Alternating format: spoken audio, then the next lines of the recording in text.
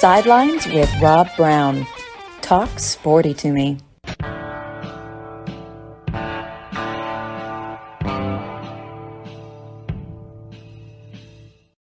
Hi, Rob Browne here with you on this Friday edition, 4th of July, Freedom Independence Weekend. I know a lot of people are going to be out, lakes and rivers, down at the beach. You name it, they're going to be out this weekend. But there is always a lot to talk about here on Sidelines. Jason Gay of the Wall Street Journal is going to join us here in just a moment. He wrote a really cool article, and he does a lot of great feature stories. Maury Gaston introduced him to me because he wrote about this Auburn bass fishing team that won the national championship, collegiate fishing. Look, the SEC is already dominating in every other sport. Why not add fishing to it? Hell, the Vanderbilt women have won 2 national championships in bowling in just the last couple of years. So a lot there. Yancy Porter, Rebel Yell Hotline, checks on with us as well in the second segment. I know he's got a meeting he'll be coming out of, Rebel Yell Hotline in Oxford. Hour number 2, we'll be joined by the Texas duo. Gotta love them. Bo Carter out in there in Dallas-Fort Worth, Carrollton, Texas. Long time with the Southwest Conference office, Big 12 office, now National Football Foundation, Baseball Writers Association of America. And Ken Capps will join us, Football Writers Association of America. We'll be talking a lot of SEC, Big 12, college football, what's going on, new rules on storming the field, a lot of things that have piqued my interest, my attention, and that of our listeners. Hey, we do 6 shows a week, at least 25 shows a month, 50 hours of content per month at least. If you're a sponsor, you're getting your message out in front of thousands of people. We have a growing audience. We're blessed to have it, okay? Follow us on Twitter at Sidelines_live. And, of course, you can watch us on the YouTube channel anytime live. If you missed the show, always, it's very easy. Come back at your leisure, as our Nigel says, at your leisure, www.sidelines.live. You can hear the show at your leisure, and you can also forward it to anyone listening. We got listeners all over the place. We're blessed to. We got a lot of people listening overseas because of the web. I want to say hello to all of our people in the military, wherever you are. Thank you for your service. We appreciate you and look forward to getting you back on Mother Earth soil here in America. Always, Jason Gay. Let's bring Jason Gay in. Jason, I don't know if you can click the video link, or you may be driving, because this StreamYard can work a lot like a phone, or you can do video. But really cool to have you on here. Maury Gaston has just raved about the different articles that you write in the Wall Street Journal. I love to read. I think it's like lifting weights with your brain. That's probably something this country needs more of, is more people reading. You know, when you and I grew up, you went to someone's house. The first thing you looked at, basically you could tell how well read they were, was their library. Now it's, have you seen my 84-inch flat screen? It's got smell-o-vision on it, you know, and it's the soundbite culture. But thank you for doing what you do, and I hope you do it for a long time. And welcome to Sidelines. I appreciate it. Can you hear me, Rob? Yeah, we can hear you. And if you can click that video link in the bottom right-hand corner, we can see you, but we can hear you fine. I don't, you know, clicking it, and I'm in a place, I'll tell you, I'm up in fishing country in the St. Lawrence River, right on the Canadian border, and I don't know if they got rules. No, you should. Yeah, you should. You should, if you should be able to click that. But you sound great. I mean, you've got a great signal. So that's a testament. Because most of the places I go fishing, like Rockbridge, Missouri, up in the Ozarks, Wi-Fi. What are you talking about? Let me tell you, it's a constant struggle. But thank you so much for having me on the show. And I will say that I agree with you that that reading is weightlifting for the brain, but my columns are those little 1 pound things they put on the back of the bicycle in the gym. Like, those are very light lifting to read my story. So if you're thinking about it, I appreciate it. And thank you so much for having me on. And listen, doing this story about the Auburn collegiate team, I had been wanting to do this for the longest time. Those boys are busy. They're hard to find. Always fishing somewhere. They were hard to pin down, but I'm so happy I got a chance to do it. And they really helped me out by going and winning another national championship the other week. So they're just a phenomenon. I really, really enjoyed writing about them. Yeah, and we all know, and I live in Memphis, and right now I'm over here at the Cherry Farm, our hunting lodge. We've got 3 fishing lakes over here, and God, we've got some really good bass fishing over here, some crappie fishing, and then 2 hours away from here, we got I think the best trout fishing in America on the Spring River, the Little Red, and the White Oh, River. wow. And I've got 10 trout fillets left over from Memorial Day weekend, and I'll have to get up there again soon to catch them. But you can't beat it. I'm just glad to see you writing about it because, when we were growing up, you had, Virgil Ward, wherever fish are biting, Sure. that's where we're going to be. You have Jimmy Houston still doing it, but Bill Dance in Memphis, I mean, we all know him and what he did to get the Bass Pro period, Morris from Bass Pro. But, when That's you right. wrote this story, I want to hear that this is about you and about this story. How'd you track these guys down, and what are they? I don't know these guys. I'd love to get them on the show as well, but let's hear your story because you wrote it, Yeah. and you're a better storyteller than I am. Well, I'll tell you, I got nobody to blame except for a 10-year-old boy who lives in my house who just is crazy about fishing. He got me into it. We come up here. My wife's family has come up to the St. Lawrence River for many, many, many years. And the boy just put a rod in the water when he was about 3 years old, and a big fish came up, and that was that. And he's been fishing ever since. We have been coming up here, and he just really, really got me into it. And I've really enjoyed the experience. It's been, something I've paid close. Yeah. Okay. Well, we lost you there for a second. Just come back here. But I'm with Jason Gate. People, if you go out and you fish, it's the greatest way to connect with your kids, especially if you're on the St. Lawrence River Seaway up there on the U.S.-Canada border. And Jason, Jason, I don't know if you caught a big fish or not, but let me tell you something. We had Coach Jackie Sherrill on the show. He's Sure. on with us frequently.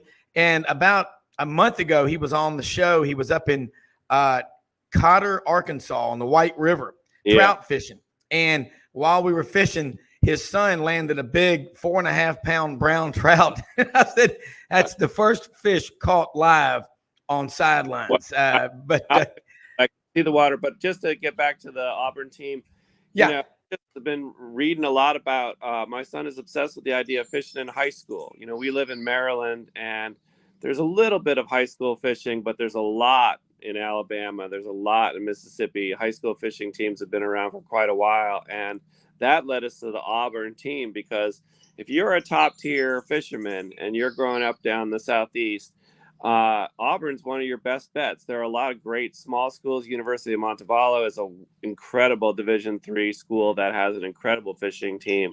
But if you want to go to a big Division I school, Auburn, rather, sorry. Auburn is really where it's at. And we reached out, and the kids were really willing to do it. It took a while because they were really busy out on the water, but the thing that makes this story really interesting to me, Rob, is that not only are these kids really committed, they're just as committed to their team as a football player, as a gymnast, anybody in any sport, but they're not under NCAA regulation. They are free flowing. They are a club team, which means, Rob, that a couple seasons ago, when 2 members of the Auburn fishing team won $1 million in Johnny Morris's U.S. Open Pro Amateur, they got to keep that money. So talking about, all of a sudden, you are the biggest men on campus, $500,000 a piece to win this one bass fishing tournament, an incredible accomplishment. 250 different boats out there. These kids won it. So I just love the combination of these like super, high stakes collegiate athletes, but also like they're entrepreneurs now. They're socking their money away and getting ready for professional bass fishing. One of them, Logan Parks, is already out there in the Bassmaster series.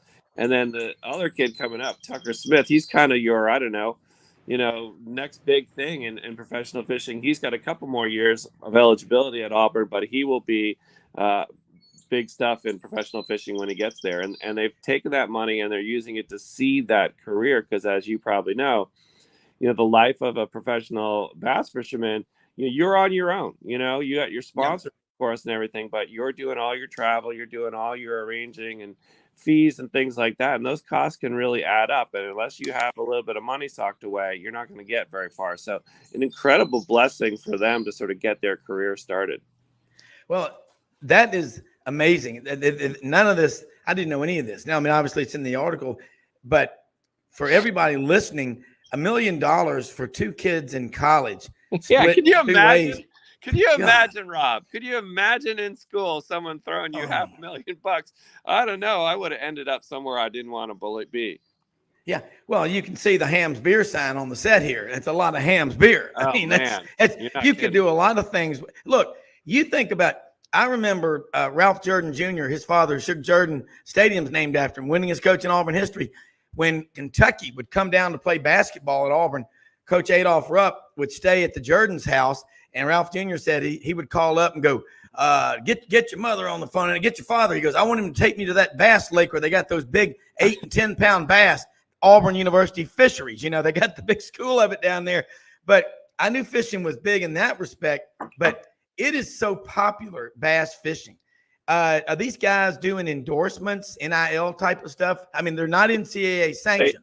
They don't even need the NIL. They just can do it right away. I think the team has a deal with, I'm going to forget the name, but it's Abu Garcia, rod equipment. They can do their own thing with equipment, boat sponsors, things like that. You know, a huge part of this, and you're absolutely right about fishing going big time. The pandemic just put it into overdrive, because you remember what those first, months were like. Everybody, went out there and they got a rod and reel and some lures and bait, and they got at it. And, all of a sudden the lakes and the ponds and the fishing areas were filled to the brim. Tucker Smith, who's one of the kids in the story, was joking that there are fewer fish around because of the pandemic, because everybody's been catching them. The sport, I mean, it just had an incredible boom. And of course, you're looking for silver linings in what was really a struggle for a lot of people, but it was great for the fishing industry, Well, Jason. Yeah. Yeah, no, I'm just saying that because here in Memphis, the largest small town in America, we're just surrounded by great hunting and fishing. You go down there to that Bass Pro at the Pyramid any day of the week, and it is getting so many people fishing and going outdoors. We need more stories like this. I think these kids should be as big a deal as the guy winning the Heisman Trophy. Well, I just listen. I mean, as a father of a 10-year-old boy, and I got a daughter as well. Anything that's not a video screen, anything that's not indoor, I support. The thing I like about fishing, just for anyone's development, is it teaches you 2 really important human qualities. It teaches you patience, right? Because it's not going to happen. Okay? And it also teaches you failure, candidly. You're going to get skunked some days. You're going to have some bad days out on the water. Hopefully not too many of them, but it teaches you to just be comfortable with the idea that it's not always going to go your way every day. And then you learn from those experiences too. Those are incredible lessons for a kid to learn. And, you add the whole father, son, parent, grandparent element of it. I think it's an incredible thing. And I'll tell you one quick thing about that. That Bass Pro Shop, the Mecca you got down there, that one's crazy. You can go onto YouTube. Bass Pro Shop's probably not going to be thrilled with me for mentioning this, but you can go onto YouTube. There are kids who go in there and they try to catch those fish in those shops. They sneak into the little corner of those trout and bass tanks, and they throw a lure in there and they try to catch those fish inside the store. Yeah. Well, the story on that, I was told by a friend of mine who knows, was that Bill Dance and Johnny Morris, the founder of Bass Pro, were fishing inside of Wolf River Harbor there in Memphis, and the Pyramid at that time was vacant. And he told Bill Dance, hey, I'd like to look at it. And he made a call or two that afternoon. They opened it up, and he just looked up in the sky and said, I'm going to turn this into a Bass Pro. And it's one of the 2 biggest, maybe the biggest tourist attraction in the state of Tennessee, next to the Smoky Mountains, of course. Well, I believe it. And, I'll tell you, my son has 0 interest in going to Disneyland. He doesn't want to go to Busch Gardens. He wants to go to Bass Pro Shops. He sees those places, and they are, for him, like Disneyland, for sure. Yeah. Now, do you live in New York City, in the city? I used to. We moved to Baltimore, Maryland, a couple years ago, and there's great fishing. And people might not know there's a secret, to Yeah. the state is you got the Chesapeake Bay, which is an incredible fishery for striped bass and a whole lot of other things get drummed this time of year. And then you also have this whole network of rivers where you have incredible trout fishing in the spring and the fall. So it's actually a really, really great place to fish, and we've enjoyed it a lot. Well, just hearing this is making me do backflips. I mean, and our air conditioning, the motherboard blew last night about 8:30, and it's going to be another 115 heat index today. But this is getting me psyched up because as soon as this show's over, I'm going to go get in my truck and turn on the AC and hope the guy shows up. But we need more stories like this, Jason. Have you thought, are you doing any kind of podcast or anything on TV? Because here you are, a writer. I mean, I'm in, outside of doing this show 6 days a week, I'm a financial advisor. I've been working in financial markets since May of 91. So I see the Wall Street Journal, and I'm thinking, okay, I'm going to look at business stuff. But there's a lot of great stories in there. And my friend Norman Jetmanson down in Birmingham produced a documentary, Sewanee 1899, Unrivaled, about that great 5 wins in 6 days. And I think about stories that I've read about like that. They're so cool when you focus on them. But I hope people, first off, we've got more time, but let's make sure we don't let people forget it. How do people follow you, keep up with you outside of the, in addition to the Wall Street Journal, but all the stuff you're writing? Because again, if you like to run, you need to run a lot. If you like to swim, you need to swim a lot. If you like to read and get outside the box of the mainstream stuff that's out there, which isn't always the most positive, they need to be reading more Jason Gay's stuff. I'm getting a lot of people texting me and saying, where's this guy been all this time? Well, I appreciate that. Look, there's a lot of serious stuff in the world, as you know, and my job, I find some things that are a little lighter, some things that are kind of uplifting, and you can find them in sports. Believe it or not, as much as sports has become a business like anything else, there's a lot of great stories, and the Auburn fishing team is definitely one. I'm easy to find. I'm in the Wall Street Journal a couple times a week. If you type my name into Google, you'll get all the stories, and I'm on Twitter at my name is Jason Gay at Twitter, and all that good stuff. And look, these are the stories that I like to do. I feel very grateful that part of this Auburn fishing team stories. I talked to the parents. I talked to you got this kid Tucker Smith, who grew up in Birmingham. Grew up in a family where his father was a dentist, not a fisherman. His father, dentist, plays golf.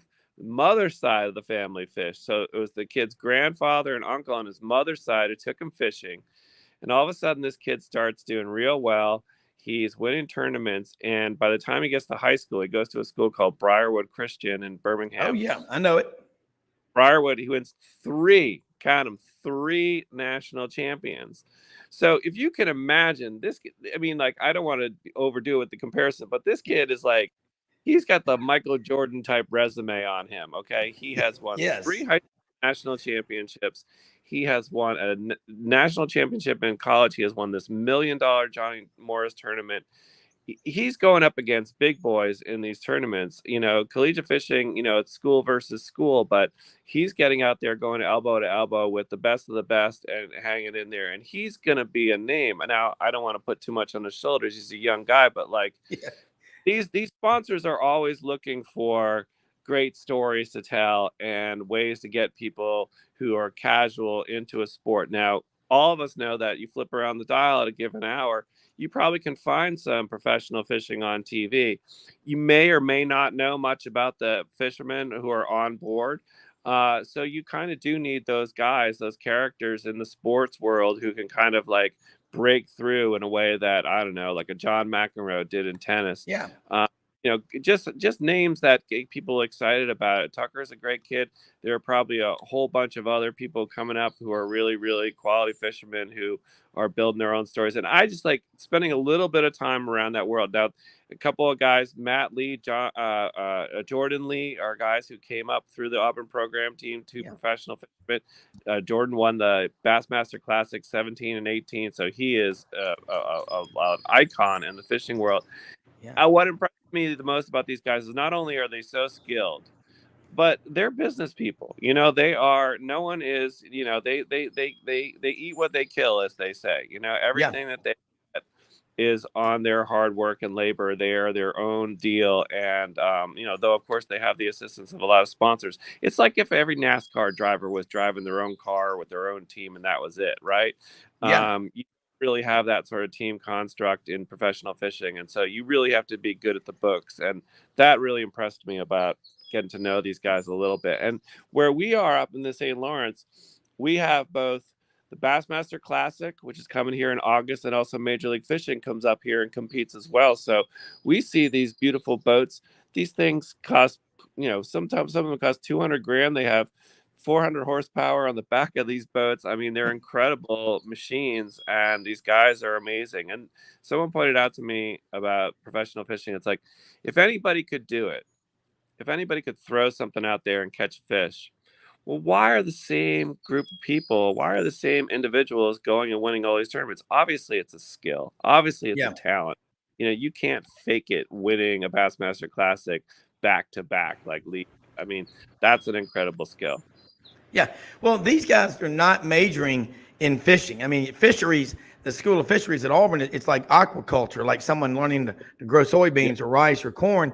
But they go there. Are they business majors, finance, accounting? What are they?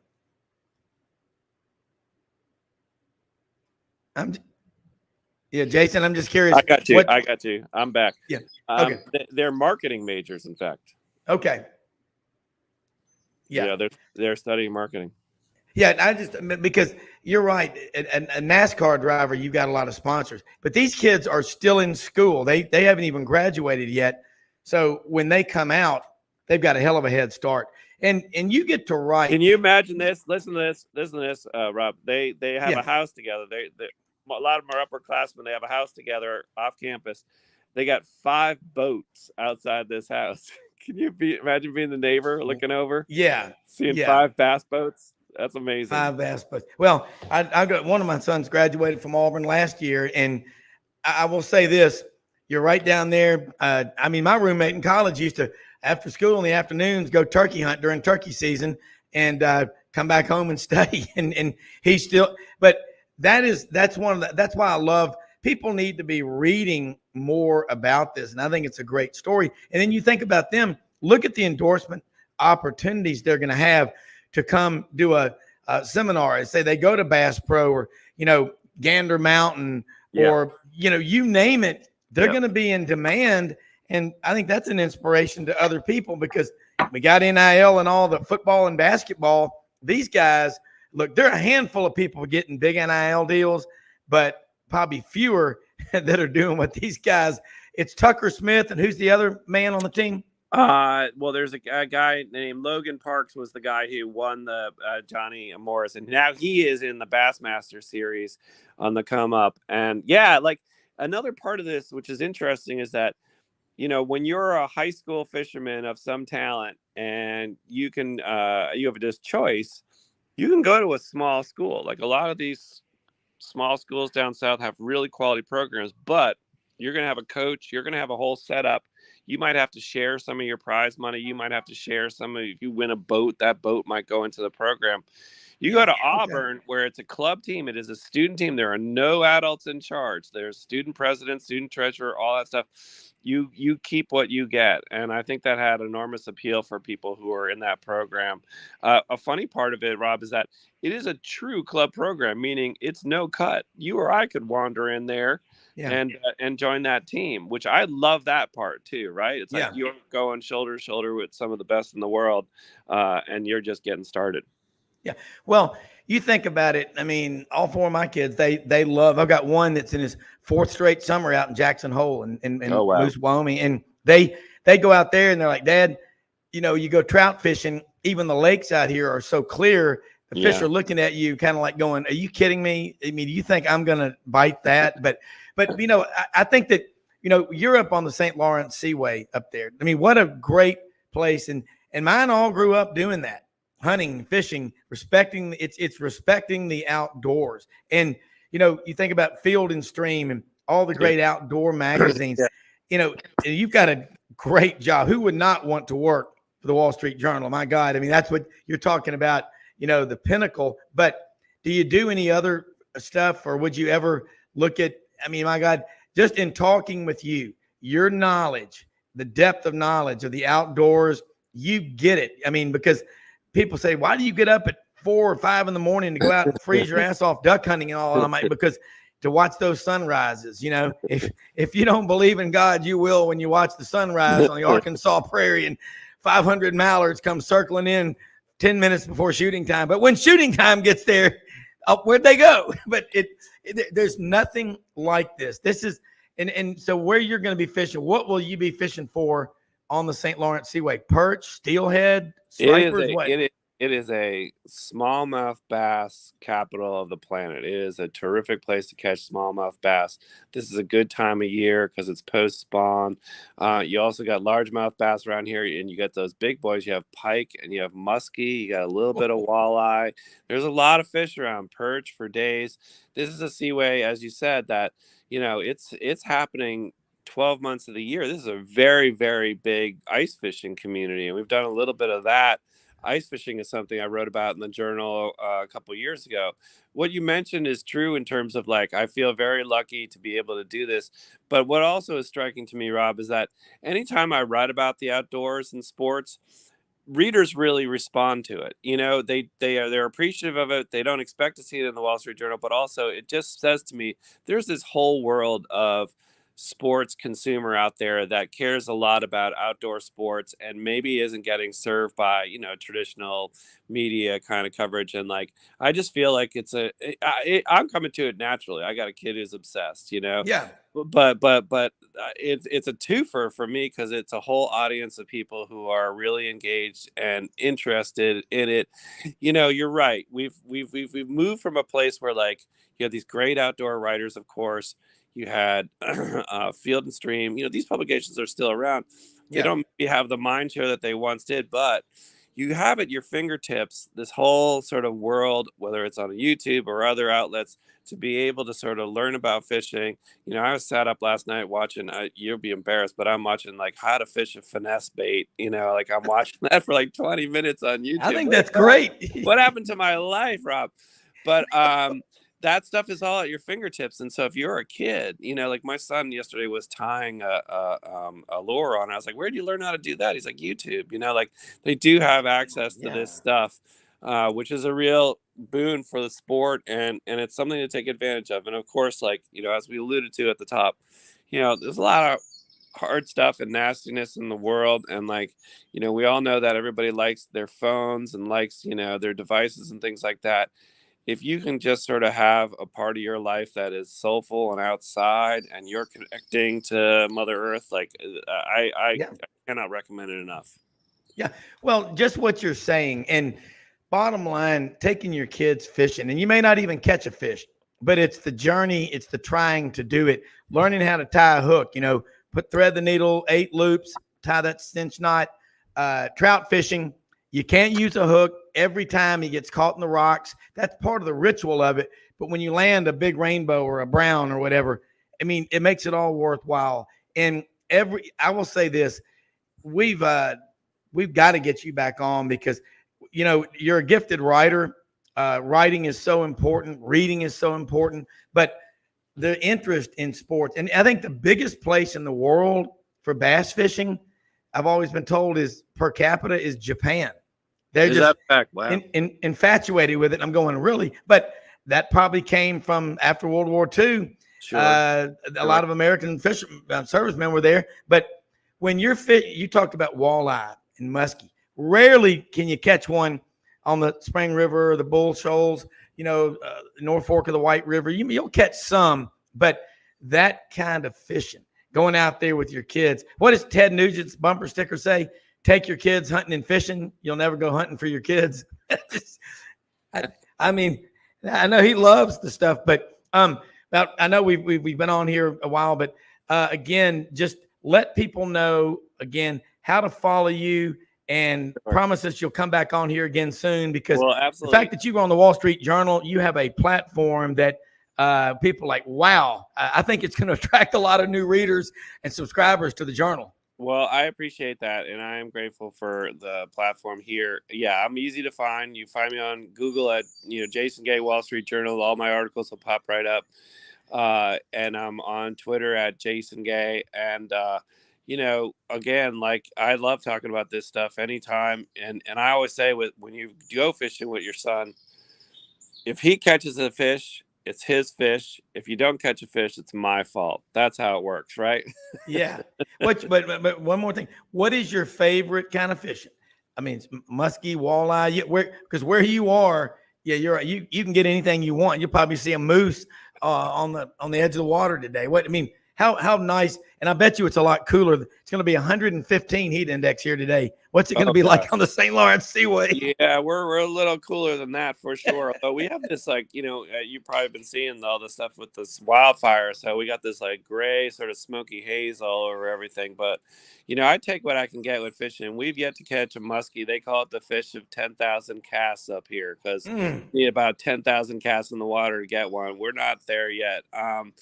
But yeah, I mean, listen, anything that's big and hungry, I'm after. Last night we caught a big like shiner carp off the dock over here, and that was just to hear that reel screech. That's the thing. I don't even really care what's on the other end of it. Yeah, I'm with you. It's a duck, it's a fish. I'm going to get it, and I'm gonna eat what I kill. I can tell you that. So Jason Gay, thank you. Hey, look, thank you so much. Y'all have a great trip, and thank God we got fathers taking their sons and daughters outdoors hunting and fishing.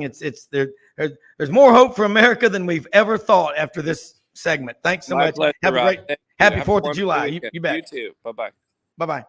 All right, that I tell you what, Jason Gay, thank you, Maury and the people that for getting us connected with Jason Gay, writing stories about taking your kids outdoors, hunting and fishing. It doesn't get any better than that. I mean, our listeners, most of them, they love football. They love basketball. They love baseball. And I'm sure most of them love hunting and fishing and the outdoor sports. To be up there on the St. Lawrence Seaway, what do they say? A muskie is the of 10,000 casts. That is, you're going to learn one thing right there, persistence. Most business is done on about the 12th attempt, the 12th sales call. And if it's a big, really big account you're going after, they take a lot longer. But taking your kids out there, hunting and fishing.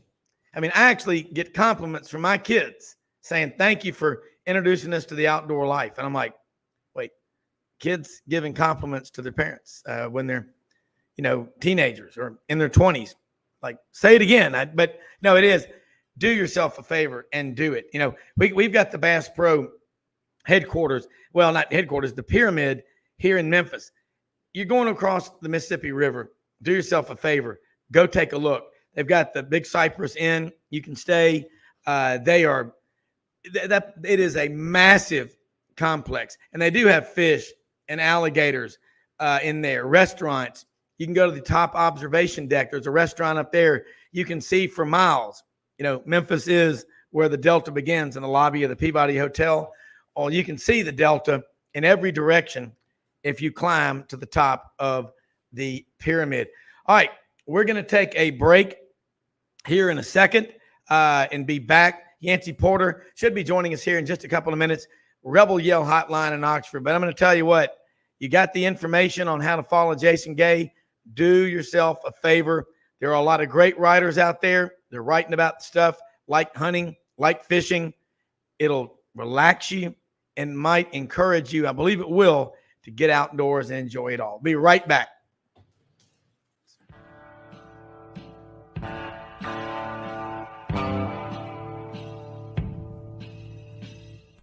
Red River Ford and Toyota, located in Wynne, Arkansas. If you're in the market for a new or used car, truck, or SUV, call, go online, or drop by and see them. Located 45 minutes from Memphis, go off the 4-city exit on I-40 and go north about 15 minutes on Highway 1. Easy to work with and still believe in customer service. If you live out of town, they will deliver your vehicle to you. RedRiverFordToyota.com. Just see what they can do. Strengthen your seed zone this spring with quality tillage equipment from House Industries. Located in Cherry Valley, Arkansas, House Industries specializes in manufacturing superior equipment that will minimize your downtime and keep you working in the field. To ensure the highest quality control, all design, fabrication, and testing takes place in a 99,000 square foot manufacturing facility located right here in the heart of the Delta. Locate your nearest House equipment dealer online at houseindustriesinc.com. House Industries, breaking ground. Sidelines with Rob Browne. Talk sporty to me.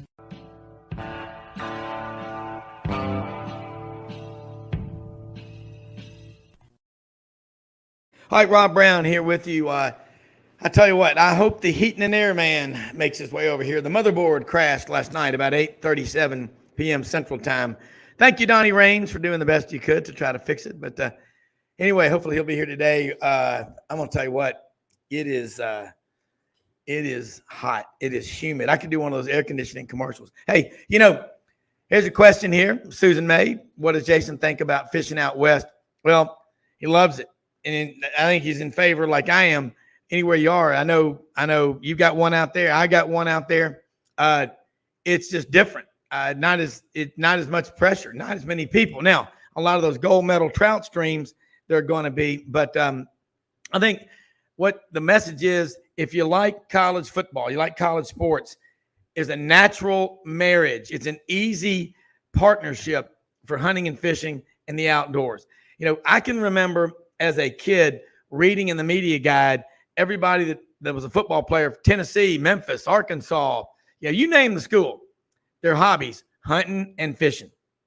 Think about that. Hunting and fishing. You learn about independence, reliance. And here's somebody saying, thank God they aren't under NCAA regulations. That's right. Because you know what might happen? They might say it's not fair that they're so good and they've got to give some of their fish back. Think about this. 2 college kids win the national championship in bass fishing, and they win $1 million. I mean, how much better can it get to split $1 million? I mean, I don't think it can. I mean, in college. And the thing is, they've got to go out and compete in a lot more tournaments, which they will, and they're not going to have a problem, getting sponsors. I mean, if you're in college and you win $1 million, you split it 2 ways, that's $500,000. Now, you're going to have to pay some taxes, sock that money away, and invest it. You've got to have a certain amount for liquidity purposes, but golly, going out bass fishing. Think about all the shows we all watched. Y'all think about it. Virgil Ward, wherever fish are biting, that's where we're going to be. Jimmy Houston Outdoors, Bill Dance. Now, having worked in television, I understand, like I do this show, there's an edit button. Sometimes they're out there for 3 or 4 or 5 days to do that 30-minute show, of which 22 is content, 8 is commercials. It's not like they're catching fish on every bite. Now, maybe if you're with Boyd Wade, Uncle Boyd, he might catch a fish every cast. I've seen him catch 16 rainbow trout in a row on the river. 16 in a row. 16 different fish. Threw them all back, of course. Limit of 5 per customer.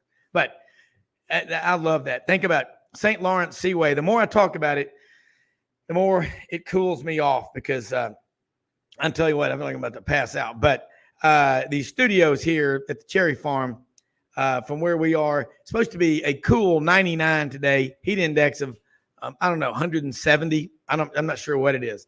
Got fans blowing. I hope if the heating and air man is listening, please find your way to the Cherry Farm. Please. But I want to say something too about 4th of July weekend. Look, go out. You know what you ought to all do? Get your families together, your friends. You're at the lake, you're at the river, you're at the beach. Do yourselves a favor. Thank God you live in the greatest country in the history of the world. And read. Everybody get a copy. Everybody get a copy. Give your friends, your kids, for birthday presents, for wedding anniversary gifts, for any occasion. Give them a copy of the United States Constitution. Freedom of speech, guaranteed in the First Amendment. That's why every day on this show, we are unencumbered to get the word out. What we think, how we feel, and how our guests feel, okay? NIL, transfer portal, all these things. There are a lot of people out there that think these athletes are just taken advantage of and don't get anything. Folks, if you know anything about what a scholarship is worth, use your head. There is so much that comes with getting a scholarship. And I think about these kids at Auburn, or Montevallo, or anywhere on these bass fishing teams. I mean, it's grassroots. It's a populist effort. You're not going to get sponsors if you're bringing back empty stringers every time. Okay. I mean, that's one of the hardest things in the world is being a fishing guide, to being a hunting guide. How'd you like to be a duck hunting guide? And you got people that are paying you. They spent $5,000 for the last 4 or 5 days with you. They came down from Boston or New York or Detroit.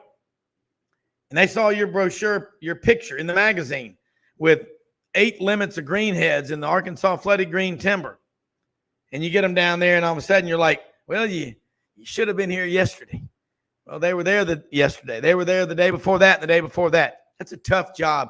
I hope these guys stick with it. They will. Business marketing majors. What a great way to do it. Not everybody's going to go to college. Not everybody needs to go to college. These guys are getting a degree in marketing, but they're going to be fishermen for the rest of their lives. That's what they want to do. I think that is really cool. I think that is really cool stuff. And, what we ought to be all sure doing? Thank the writers that are out there writing, like Jason Gay. I mean, he's got his son and his daughter up on the St. Lawrence Seaway, up on the U.S.-Canada border. They're up there. His 10-year-old kid, and his daughter, they're both fishing. They want to be outdoors. They don't want to be staring at some screen, playing Game Boy or whatever like that. I didn't let my kids play video games when they were growing up. They were always outside. I didn't understand them. I think they're stupid. I just think it's a waste of time. Get your kids outdoors. Go hunting. Go fishing. You got to learn how this stuff works. And I look around. The more you travel, the more you look on TV, go to the Outdoor Channel, hunting and fishing.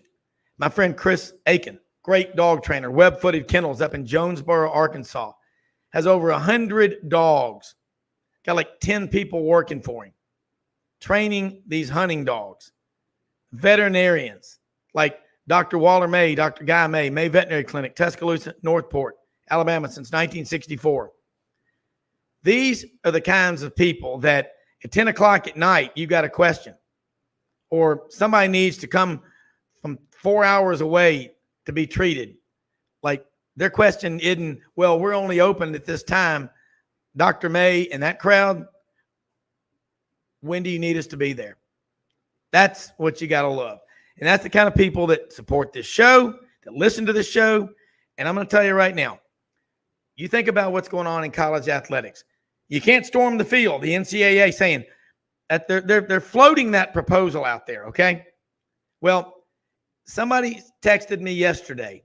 I think it was Todd Rundgren. Said, I can't wait to see the challenge for the fan base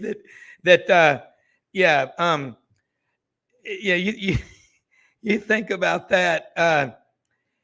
If you storm the field and then it's debated whether, well, it wasn't that big of a storming of the field. And wait till that comes about. I think when we start looking around the NCAA, I'm not big on having a lot of rules. You can complicate things. What we don't want people to get hurt when they're storming the field. So if we could try something, maybe wait 5 minutes, let the players and whoever wants to get off the field, get off the field. But the student body, they're classmates with these guys on a football team. I mean, they see them every day. They want to celebrate with them, but there could be other people on the field, get off. I don't think we need to have a rule that says you've got to forfeit a home game. No, don't do that. We don't need lockdowns on football games. We already tried that. A test drive for totalitarianism. Not going to have that happen. The fans Yeah, here's a good comment, Scott Trout.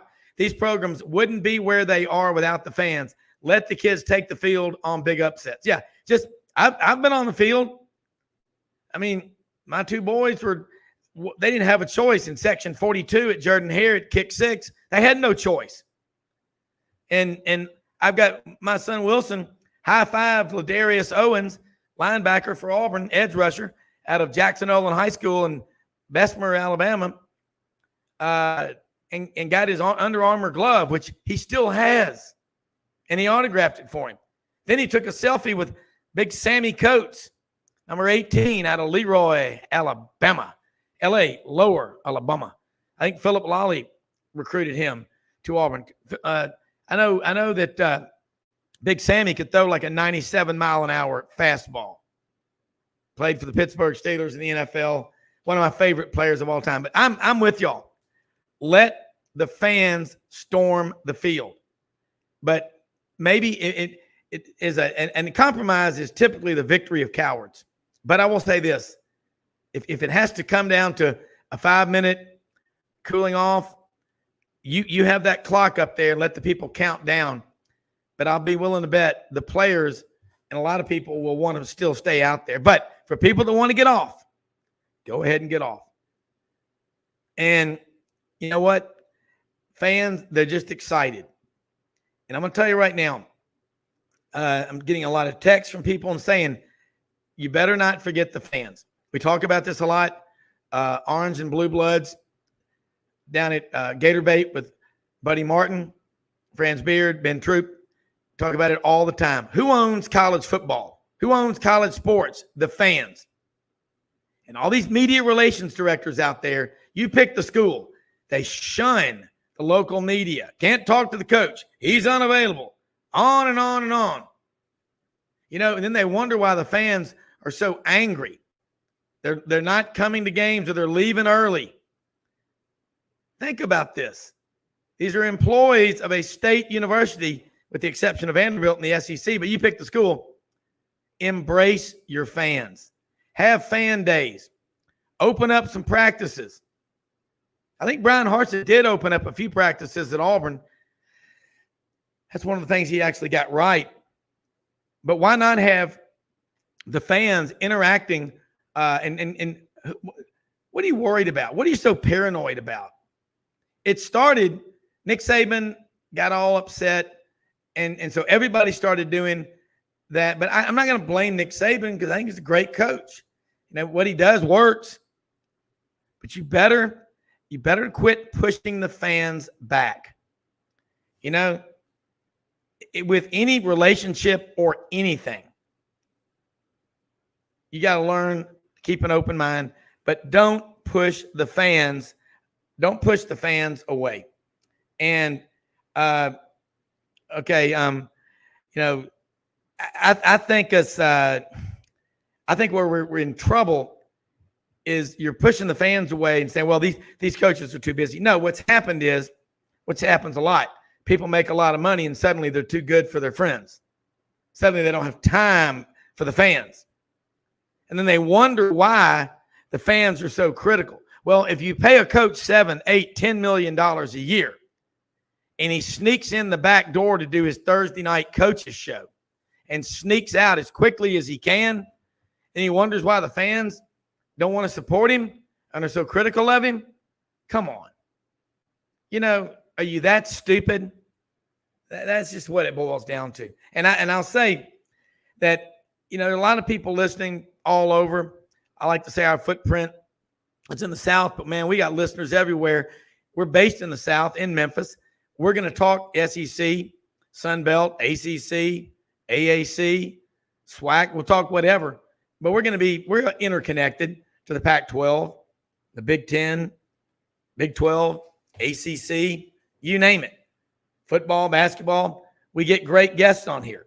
I know Yancy Porter was supposed to be on here with us this morning. He had a meeting that kind of popped up. Ken Capps is going to be joining us here, and Bo Carter momentarily from out in Dallas, Fort Worth, the Texas duo. And I want to see more articles written by writers around the country about, hey, why are the fans being pushed back? Fan, what is that short for? Fanatic? Well, without these fan bases, and I tell you what, I agree. Here's another one. When the losing season comes back, who's going to show and support the program? Treat your fans right. And you think about this. I always expect the team to play a full 60, so I stay a full 60. But I know the connection that we had. You pick the school. It doesn't matter where it is. Those of us listening in this audience, there are a lot of us that can tell you, I met the coach out at dinner one time or walking down the street or at a camp, and he actually took time to talk to me. And I understand when you're a celebrity, when you're famous, going out, it can be tough to have some private time. I understand that. I'm not famous, but I can understand that. But wait until some college football player who's got some big NIL deal getting paid for autographs. Are you kidding me? Wait till he snubs some 7-year-old kid who comes up and asks him to autograph his program or his hat. And he does that after he's thrown 3 interceptions and the team got beat 42-7. Wait till that happens. Listen, right now, this narrative out there that these athletes are victims is a bunch of BS. It's a bunch of, as Archie Bunker would say, a bunch of crapola, because it's not. If you look at the value, the monetary value of a scholarship, you are getting so much in exchange. Yeah, you got to practice and you're playing a sport. But what about the student in pre-law, pre-medicine, pre-veterinary medicine? You ever know anybody who went to vet school? I do.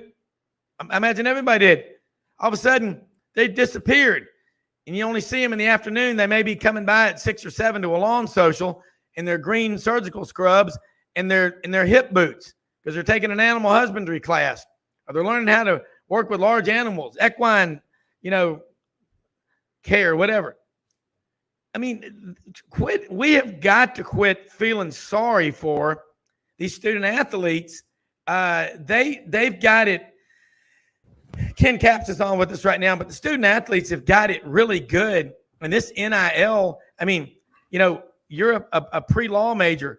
Well, your sophomore year of undergraduate, you can't go and charge people attorney fees. If you're a junior in a pre-med major, you can't perform heart surgery. Now, you may be able to in, one of the Crapistans or something, but you can't do it. So, you know what? If you're good enough, you're going to go to the league, the NFL, NBA, whatever. But I think about this, Ken. We had Jason Gay of the Wall Street Journal on in the first segment talking about that national champion bass fishing team at Auburn. 2 kids. They won the Bass Pro with 257 boats in there. They won $1 million split. Each of them got $500,000. Not too shabby for a couple of college kids. Did anything like that ever happen to you when you were in college at the University of Texas? But let me ask you this also. Did you ever meet Darryl Royal? Did y'all ever see him? Oh, absolutely.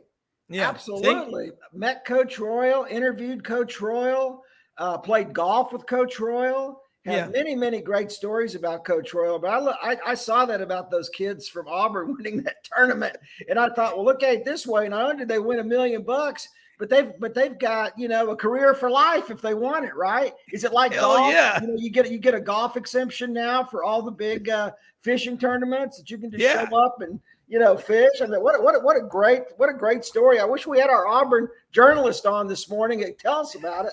He needs to interview those kids. Trust me, William is at the camp up there, Minotone, Alabama, for the summer, and I'm not even sure if they have social media devices up there. Can you imagine? Oh, the humanity of all that. But Ken, the motherboard on the AC unit went out last night at 8:37 p.m. Central, and it is so hot. Now I've got the fan blowing on me now. If you hear a little sound in the background, I don't have my head out the window like a dog, but got another hour to go. Hope I don't pass out. But I'm going to tell you something. I love what you told William, to Jeff Graba, the gymnastics coach at Auburn. You pick the school, you pick the sport. Okay, Cindy Lee's leaving. I know that. Who are the 2 or 3 people that might take over and pick up where she left off? Talk about Jason Gay, Wall Street Journal. I told him, I said, what a great story. And he's up on the St. Lawrence Seaway with his 2 kids. They don't want to be playing Xbox or video games. They want to be fishing for muskie and walleye and stripers and perch. And, Thank you. You know, Thank you. You remember growing up, Ken, Sunday morning? I used to watch at 10 o'clock Sunday mornings, Eddie Robinson's show, Grambling. They ran it in Memphis. I used to love watching that. And he would always say, football teaches the lessons of life, young man. You get knocked down, you get back up. And you keep getting back up and you keep fighting. You do that in life, you're going to have a great life. You lay down and feel sorry for yourself, Lord help you. I mean, God, that guy, he nailed it. But I watched Virgil Ward, wherever fish are biting, that's where we're going to be. And here it is, a reminder from someone texting, don't forget about Bill Dance. Wearing that Tennessee. It's an orange Tennessee hat, not Texas. But, hey, he is what he's done. Virgil Ward, wherever fish are biting. You as a writer living in the state of Texas. See, why do you love Texas? Well, you got to see Darrell Royal. You met him in the flesh. Nowadays, they push everybody away. We need to get the fans back like Buddy Martin and the Gatorbait media. Who owns college sports? It's the fans. We do. Yeah, that's right. You got a master's in journalism from Northwestern. You took that picture a couple of weeks ago with Bill Hancock, your friend, the head of the college football playoff committee. He's been on the show several times, and I'll tell you, he and his assistant Brett Daniels, they are so helpful. You ask them to come on, they are great people. They're old school. Let's bring back old school. Well, remember, we said we're going to have a barbecue contest. So we got to get that done before he retires in February of 2025. We got to. Okay, good. We've got to do it because we just did a barbecue contest over here called Kansas City style. Mm-hmm. That's tough, man. It's a different kind. Yes, it is. We're so ready to come down to Austin. So many people talk about it, but having our friends from Texas and Oklahoma coming in here, we're going to have the Sidelines barbecue.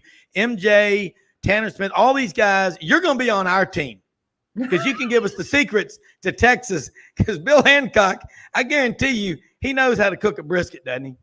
Oh, yeah. And trust me, I've got some guys.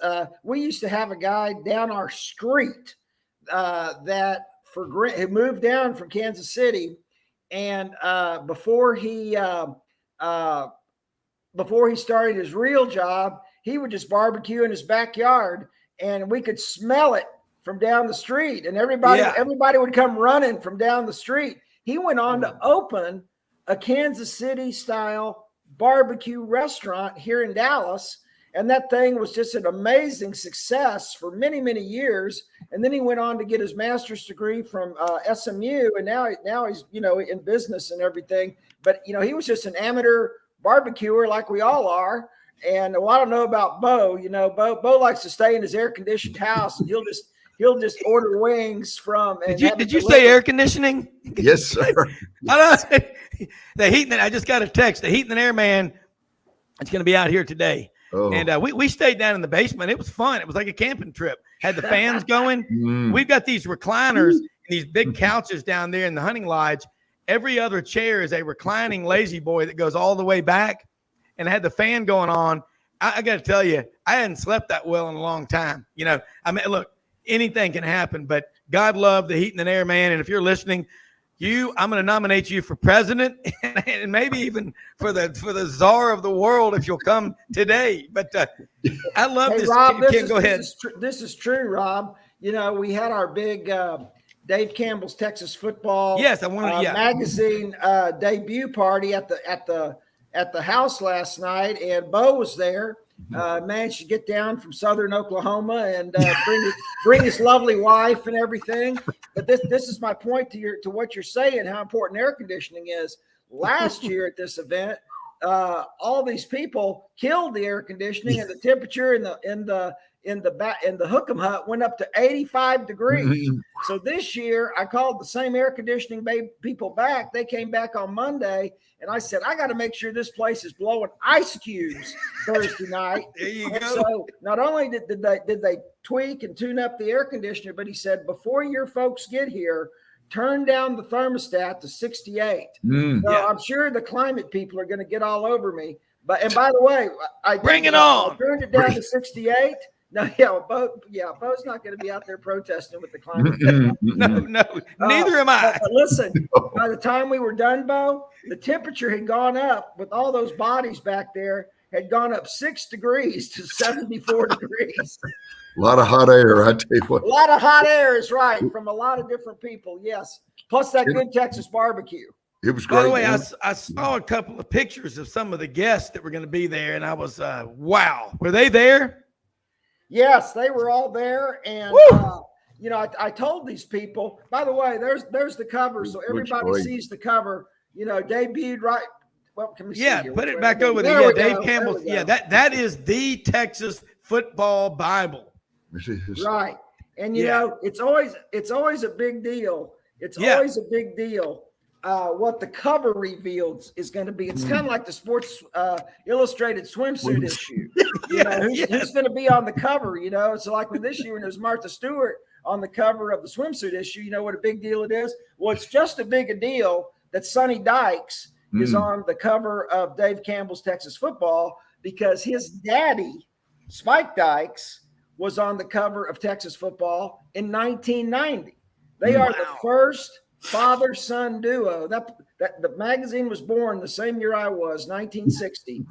That's the first father-son duo to ever be on the cover of Dave Campbell's Texas Football. Isn't that interesting? I love that because you're continuing to write about it. I thought it was Rosie O'Donnell in the Sports Illustrated swimsuit issue, but I digress. Hey, no, the Dave Campbell, what I love about it, and I know Kyle Rote Jr. up in Memphis, and I saw him at the Y not too long ago, and I said, man, you spoke at my sports banquet in 1973, and he was like, how the hell did you remember that? I said, but he did, and he was Jimmy Sexton's partner. He brought him in to be a partner, but Kyle Rote, one of the finest people around, and his father, Kyle Rote, wrote that football annual. So he told me, he said, Rob, we lived in New York when Dad played for the Giants, but we would come down to Memphis, and I think Charlie Connerly, from Clarksdale, Mississippi, down there in the Delta, home with Big Abe's Barbecue, and the Rest Haven, and Delta Donut. God, I love that. I love the Delta. Got a dog named Delta, by the way. But anyway, that's what I love is Street and Smiths and all the. But Dave Campbell's yearbook. Tell people, Bo, both of y'all know about it. The great writing in there. How can we get copies of it? Well, here's the thing. Well, Bo, I'll let you take over, but let me just say one thing. Last night we were so privileged to have the managing editor, Greg Tepper, who he's the big boss man there at Dave Campbell's. He's been there since 2011 as the managing editor. He took over for Dave Campbell. I mean, how do you take over for Dave Campbell, for Pete's sake? I mean, he's a legend in this state. Oh yeah. He just passed away a couple of years ago, and up until his passing, he was still sitting in the press box out here at the Cotton Bowl, and had a hallowed seat. And we also had Ashley Pickle with him, who has been recognized by several different sports publications as one of the rising sports journalists under 30 in the United States. Very, very impressive young lady. And but we had the dynamic duo. They were in that picture I sent you. I'm just looking at it, by the way, but let me get some cold water here. Yeah, she's not too bad to look at. She's a sweet young woman, but she's very, very talented. She's also started a show on women talking football on the Dave Campbell's DaveCampbells.com network. And boy, what a great thing is that, Bo. It's really good stuff. And we forgot, Ken didn't say on our way out, we had some excitement in the neighborhood. They had a stolen car that was blocking his neighbor. They finally figured out, Ken, the police came down there and they ran the tag, and I think somebody had stolen a car and blocked the neighbor's driveway. for like 2 hours. Well, I you know remember- they kept coming up to us saying, "Are any of your guests blocking the driveway?" And nobody was. So I'm glad to hear that crime was solved on our street last And night. Ken lives in the nicest neighborhood, and he's in the high rent district down there, not like Carrollton. So Hey, listen, that was a I'm gonna tell rarity. you what, Some idiot. look, when you got a talent like that at your reveal, see, Mm-hmm. this is what I love. You know what? We did the demographics, the latest report. 72% of our listening and viewing audience watching on YouTube or listening is male. 28% is female. That's all there is. There's men and there's women, Jethro. Huh? One of these days, I'm going to have a long talk with that boy. Remember that time Granny took the dust and blew it in his left ear and it came blowing out the right ear? All that boy wants to do is eat victuals. She goes, yeah. But I'd like to get those people on because we've got a lot of women listeners. Scott Trout, beef, barbecue, pork. What do you like better? Well, beef brisket, pork. You know what? Try it all and we'll tell you what we think. If it's good, we don't care. But I'd like to get those women on because we have Lauren Sisler and some different ladies that have been on.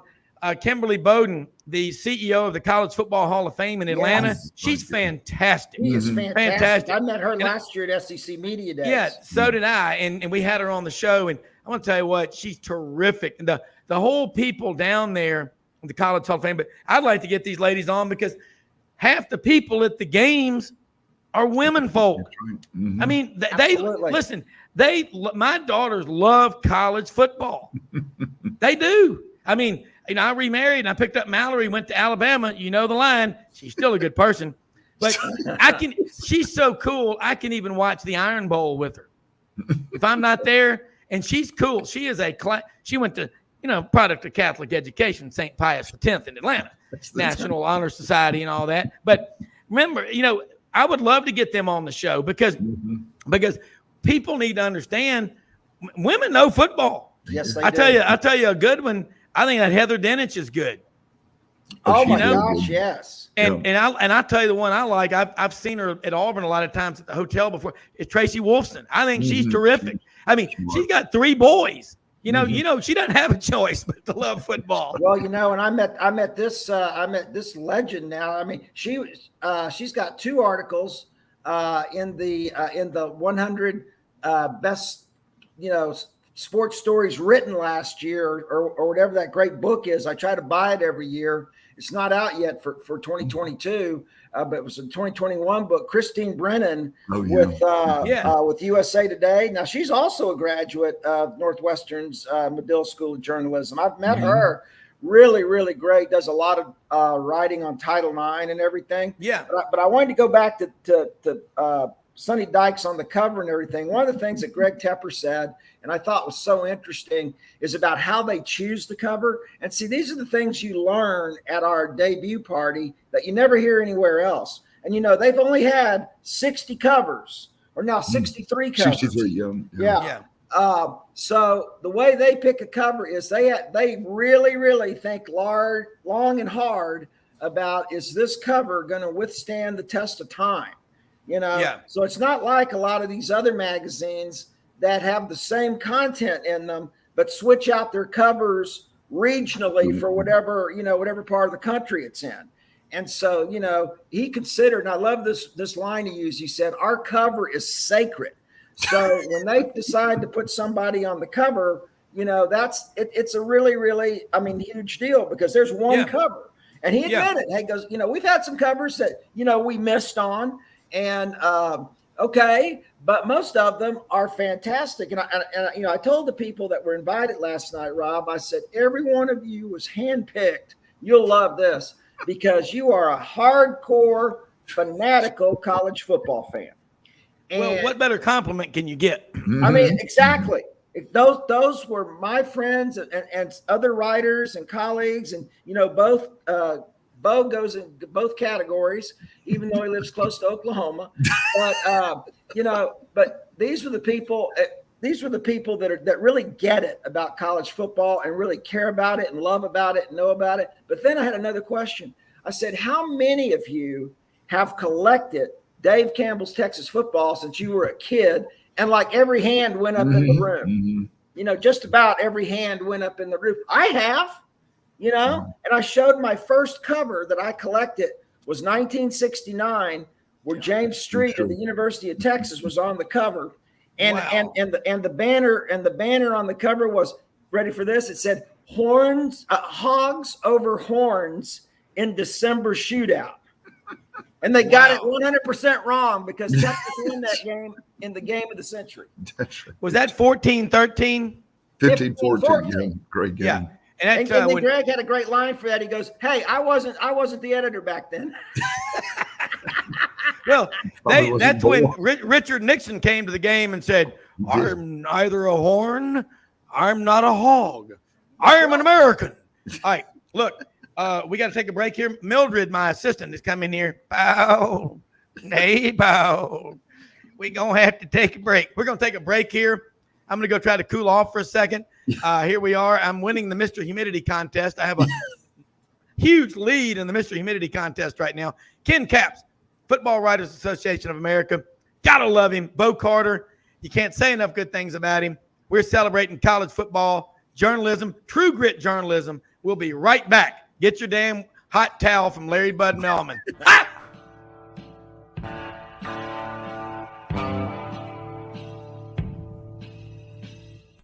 Red River Ford and Toyota, located in Wynne, Arkansas. If you're in the market for a new or used car, truck, or SUV, call, go online, or drop by and see them. Located 45 minutes from Memphis, go off the 4-city exit on I-40 and go north about 15 minutes on Highway 1. Easy to work with and still believe in customer service. If you live out of town, they will deliver your vehicle to you. RedRiverFordToyota.com. Just see what they can do. Strengthen your seed zone this spring with quality tillage equipment from House Industries. Located in Cherry Valley, Arkansas, House Industries specializes in manufacturing superior equipment that will minimize your downtime and keep you working in the field. To ensure the highest quality control, all design, fabrication, and testing takes place in a 99,000 square foot manufacturing facility located right here in the heart of the Delta. Locate your nearest House equipment dealer online at houseindustriesinc.com. House Industries, breaking ground. Sidelines with Rob Browne. Talk sporty to me.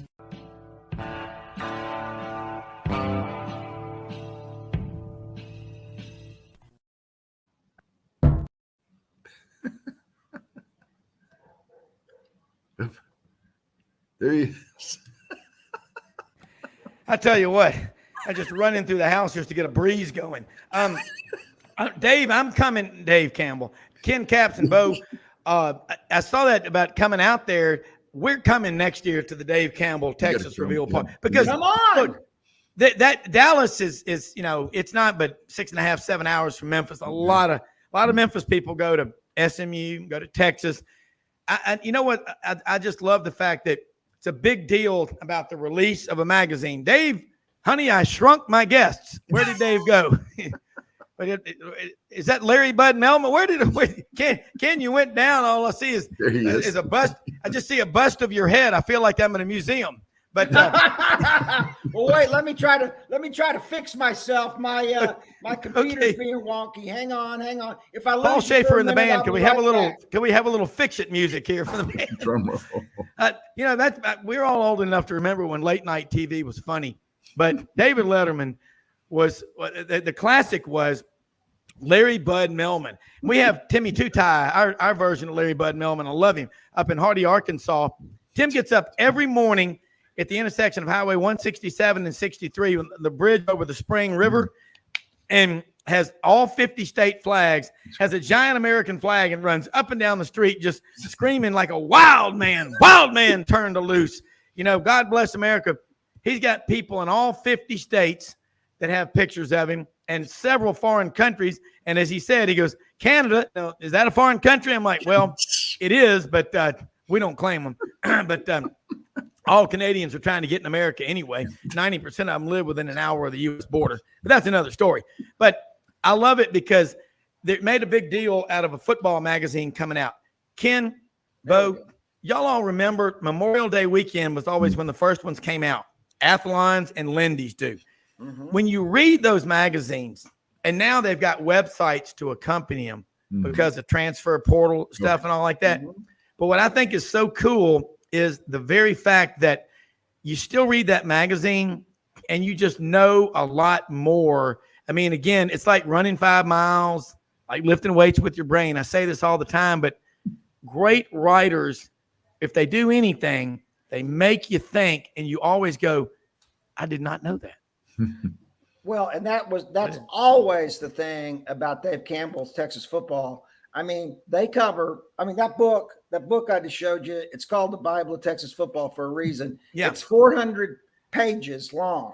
Okay. So it's not some little thin magazine. Yeah. It covers 1,500 high schools.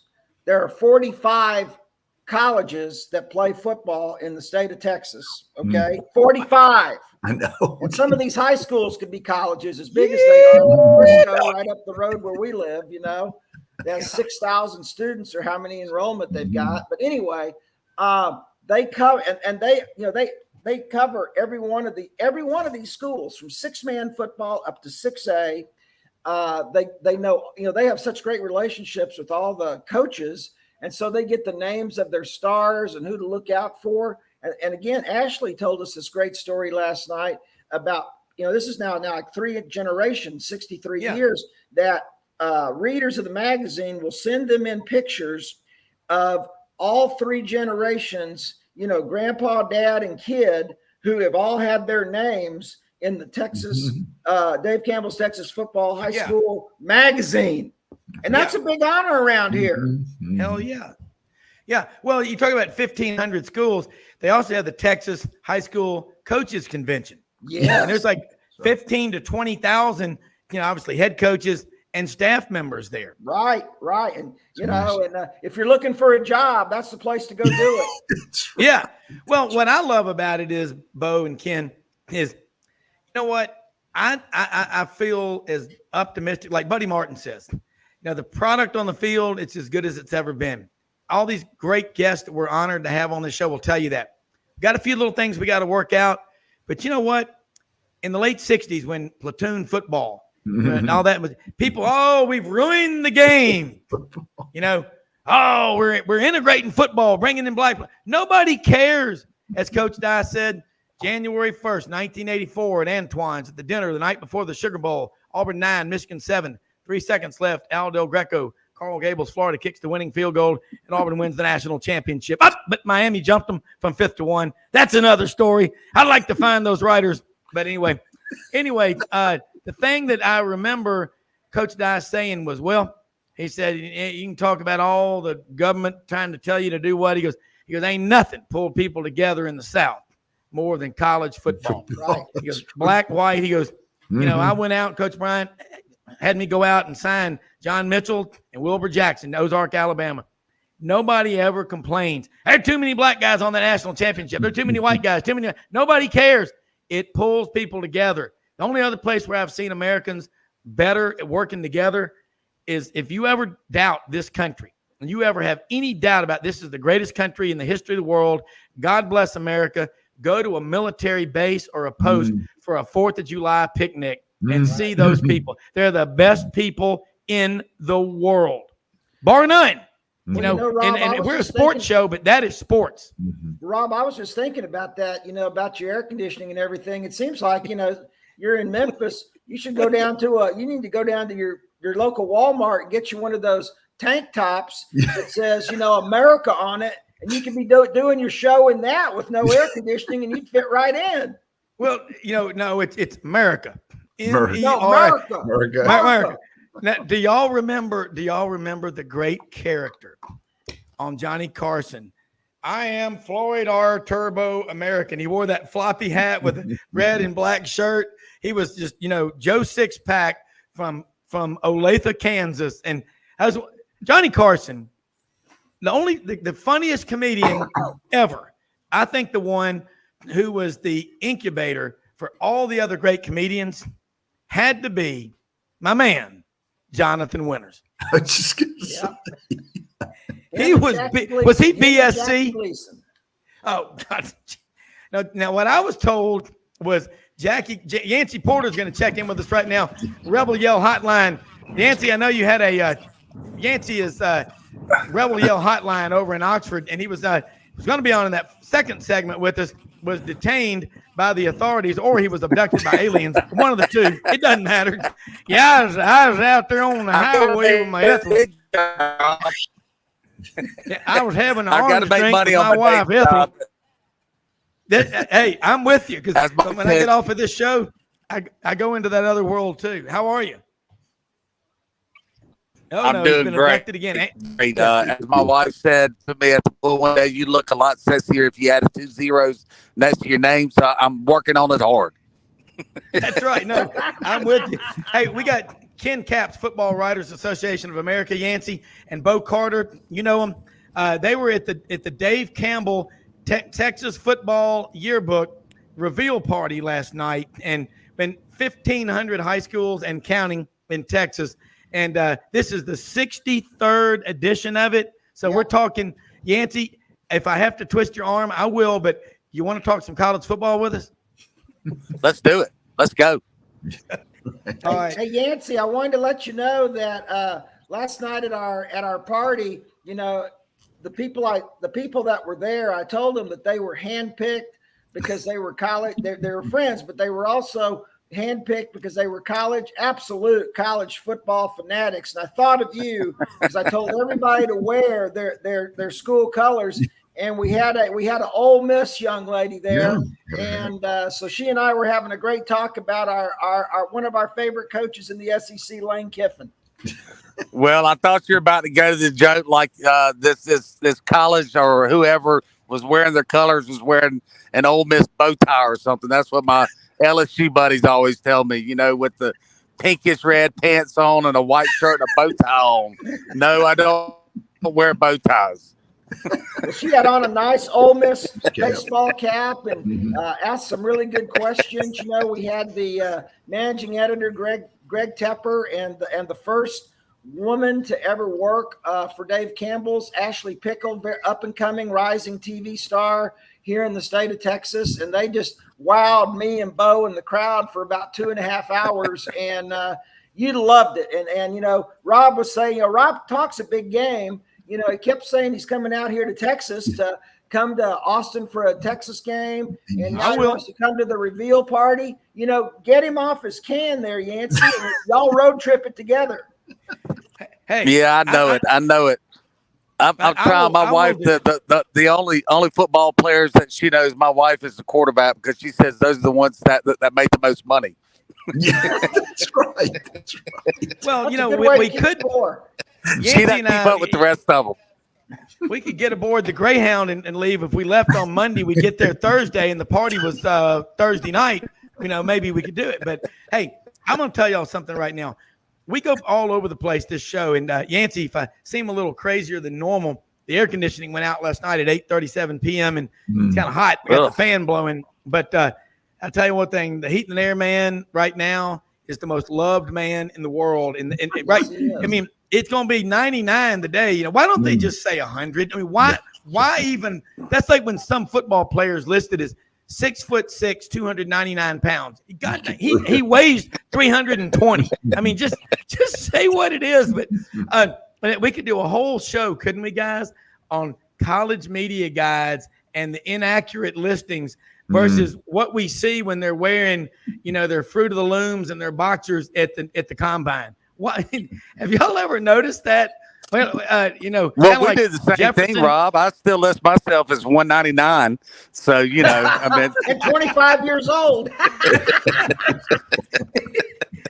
That's right. So it doesn't just go to football players. That's right. That is true. But you look in the media guides and you're going, wait a minute, that guy. Well, I asked a guy one time. I asked my dad when I was young, before I was as wise as I am now.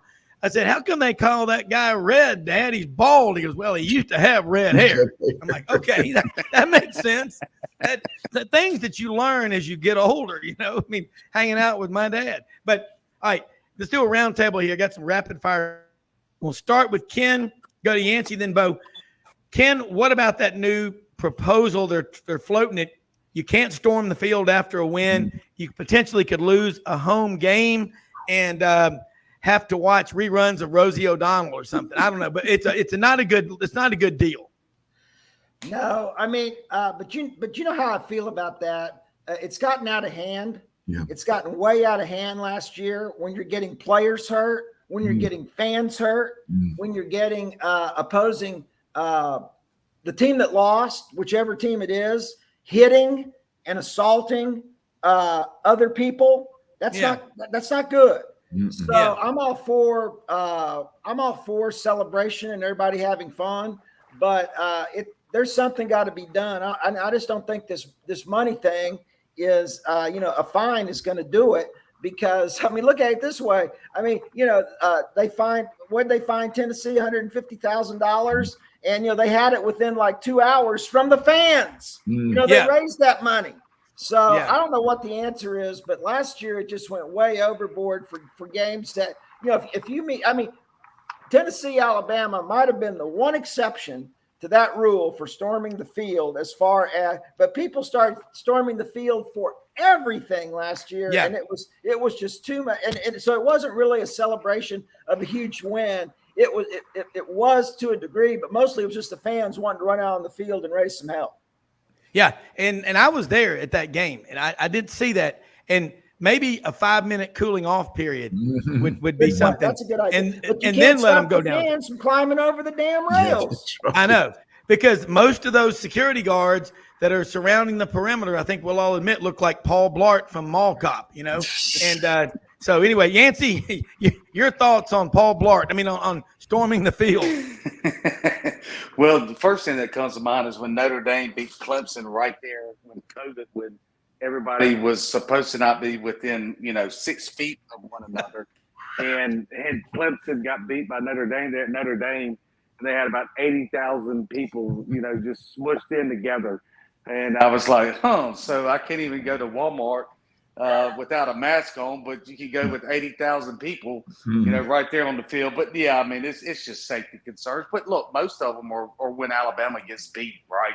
That's when people celebrate. So I'm sure Nick Saban is going to be very upset if that stops, because that's an honor, right? Everybody that beats you, their fans deem it worthy to storm the field. But yeah, I mean, there are safety concerns, and with all the lawsuits in today's environment, I certainly understand the school's position. Yeah, and I remember Gary Harris was on yesterday with us over in Tuscaloosa, Tide 100.9, said, right now with Nick Saban there, when Alabama gets beat, it's usually epic. So yeah, people are going to storm the field and howl at the moon and bark at dead relatives' graves. I mean, it's crazy. Bo Carter, your thoughts, your comments. Yancy and Ken, y'all get a laugh out of this too. Vanderbilt beat Florida for, I think, the first time in 30 years in Nashville. Yes. And the ushers they've got a 10-foot wall. I think they're remodeling the stadium now, but they've got a 10-foot wall all the way around. The ushers were helping students down the stairs. They were walking, and the SEC fined them $150,000. I think there were like 500 people that stormed. Everybody else was looking to go to Rotiers or one of the watering holes around. Exactly. But I agree totally with y'all. It's got to be a really, the goal. They've had several people injured from the goalpost coming down, and several schools had, remember, the retractable goalpost that would drop, at the end of the game. So it's totally for fan safety and for lawsuit, avoiding lawsuits for the schools, I guess. Well, could you imagine? Let me just throw this scenario out there. You got the retractable goalpost that goes down underground. What about if during a game, when a guy's kicking a winning field goal, some little tomfoolery goes on up there and somebody hits the button? And where's the goalpost? Where did it go? Hey, I'll tell you, there was a game in 1982. I remember this in Memphis. Memphis had a bad football team that year. I think they went 1-10. They beat their opponent, I think it was Arkansas State, at the end of the season. And the local anchor on WMC TV5, Bob Burks, was on there, and he said, first off, a friend of mine said, Browne, I was at the game, but there weren't enough people to take the goalpost down. So Bob Burks comes on TV, and he goes, hold on a second. This just in, officials at Memphis State, it was Memphis State at the time, officials at Memphis State University have just agreed and accepted an invitation to the toilet bowl in Flushing Meadows, New York.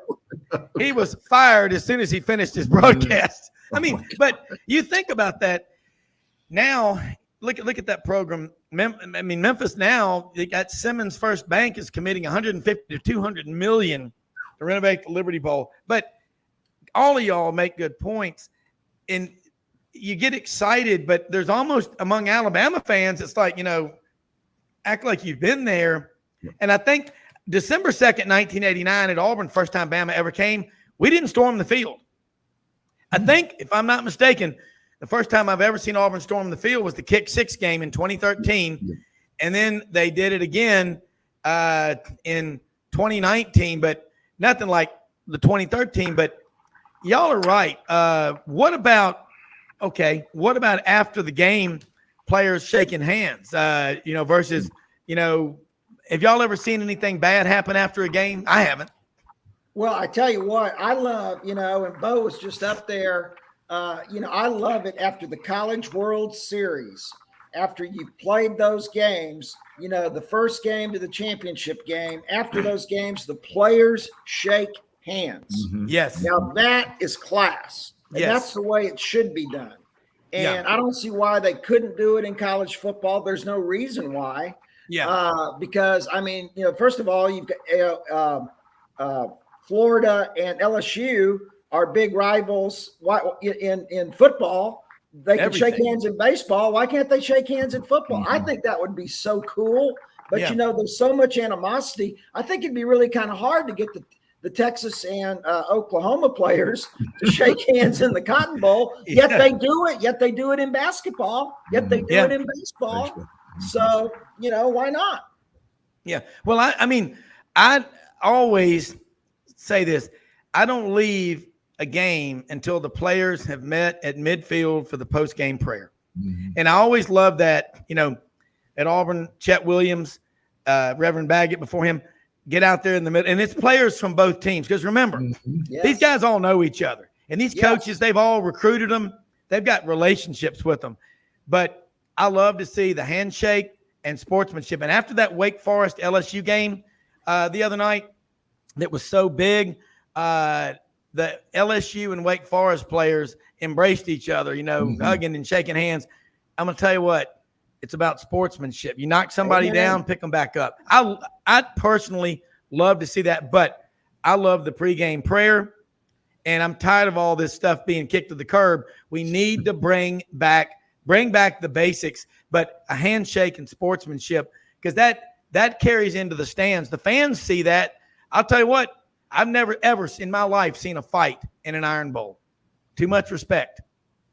And I love that. Yancy, I know Mississippi State and Ole Miss. In the wrong place. Yeah. Mississippi State and Ole Miss, they love one another. They never have any shenanigans. Boy, you talk about a rivalry. I've been to an Egg Bowl without a fight. That is studio wrestling, man. It would be an odd feeling if there was not a fight in the Egg Bowl. So I cannot honestly say that there. That's just part of tradition. Yeah. Well, hey, look at Texas and at Texas A&M. They both coaches have Texas Department of Public Safety troopers, state troopers. Guarding them. They also, because they're state stadiums, have troopers around the field. So if you're going to go jumping on those fields, you better think twice before you do it, because they've got the real law at those stadiums. And we all decided last night. We all decided last night at the Dave Campbell's party. We're already filling the gas tanks for Thanksgiving 2024, and I just hope the NCAA. Well, I just hope the SEC. It's the SEC. The SEC has that game where it should be, which is Thanksgiving night. Yeah. 6:00 Thanksgiving night. It's going to be in College Station the first year, which the Texas fans are all kind of mad about because the last game was in College Station to end the series. But okay, if that's the way they want to play it, that's fine. But that game needs to be played on Thanksgiving night. Please, SEC, please, Greg Sankey, please put that game on Thanksgiving night where it's been for most of the 118 years of the series. where are they going to put the Egg Bowl then? That's when the Egg Bowl's already split. Well, they put the Egg Bowl on Sunday or something. No, I do. I'm looking forward to that Texas A&M game. That is going to be one. I mean, I can't believe those two schools stopped playing one another. That's just awful. But that is going to be great theater when that first matchup again. And look, and you know who's probably going to be quarterback, and that's Arch Manning. Yeah. And I'm still cannot believe that the SEC did not have Texas on Ole Miss's schedule playing at the Bowl at Ole Miss for the very first SEC game. You know that was going to be Arch Manning's first SEC game as a starter. They just really dropped the ball on that. Really dropped the ball. Well, you can take it up with the commissioner in Nashville in a couple of weeks, Yancy. Yancy, I'll go up there with you. I'll lobby. I'll see you there, Yancy. Yeah, that's must-see TV. But I'm going to say this. How about 2:30 p.m., make that the Egg Bowl, and then the night game, and then one year, then next year you have Texas A&M in the day, Ole Miss at night. I mean, that you talk about back-to-back college football, Egg Bowl, and Texas A&M Thanksgiving. Hell, you may be too busy to eat. Then you'll tick off the Cowboy fans because they'll want their 3 p.m. slot. But that's what I was going to say. Yeah, the NFL, you still got to deal with that. They moved who cares about the Lions? But you can the Cowboys. But they moved the Texas A&M game to Fridays there for many years, and it's okay on Fridays. But man, I've been going to that game since I was a little boy and growing up in Austin, and to go to that game on Thanksgiving Day, you wake up in the morning, you eat a little turkey, and then you head down to DKR Memorial Stadium. Man, that's just like a dream. It's almost as good, not quite, but it's almost as good as Texas OU Saturday. Mm-hmm. Yeah. Here's a question I have. Now, sometimes, late at night, when we're over on the rig, say at the Hole-in-One or something in Memphis, people will start frying things that have never been fried before. Oreos, Snickers bars, Twinkies. People have tried to fry a beer can when they get really liquored up, but it'll explode and hot grease everywhere. But what do they not sell that's fried at the Texas State Fair? I mean, is that a culinary Woodstock? It really is, and this will be a great plug. Hey, Brent and Juan, if y'all are listening, you owe me a turkey sandwich or a turkey leg. Smoky John's has been catering our Dave Campbell's event for all 12 years we've had it at our house, and they're just a little strip mall barbecue joint that is real Texas barbecue, and they're fantastic. In the last 2 years, they've been on Gus's Road Trip show. They've been on the Food Network, on and on and on. And now they've basically taken over the state fair as far as fried everything. And they're the main concessionaire at the state fair for 2.5, 3 weeks.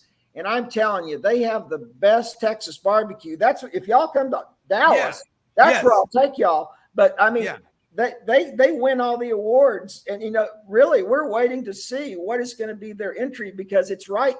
It's not till October till the fair, but it's right now. You have to submit your entries to the state fair so that they can start being a judge, so the judges can start judging them. I'm trying to figure out a way I can get on that committee. That'd be a great. Bo, we need to both get on it. I know, that would be great. Yeah. Of course, my arteries will be fried, but other than that, it'll be okay. Yancy, think about this. The Mid-South Fair. What was better than going there and eating a funnel cake and a turkey leg and a pronto pup, and then going into the tent and seeing the bearded woman and the 5-legged goat and throwing up? I mean, that was about as good. That's about as good as it gets. I'll never forget staring there at the bearded woman, and she goes, "Hurry up, come on, take a picture. What's going on?" And I'm like, I was like 10 years old, and my mom picked us up, my friend and I, and he goes, "What happened?" I go, "And the bearded lady yelled at me." Come on, take a picture. Come on. Alligator stays alive. Yeah, hey, they had the alligator man. That's right. And Bigfoot. No, that's the one thing. But it's only an official state fair. Yancy just told me this, and Bo would agree. And I think 99 out of 100 people, 9 out of 10 moms would, that Bigfoot is real. That's right. Especially after a few drinks. Yes, that's right. Yeah. I want to know where they find these people that work at the fair. That's what I want to know. Yeah. Well, do they have a woman guessing people's weight there? Of course. Then it's a fair. I don't go anywhere near that. I don't want my weight guessed. All right.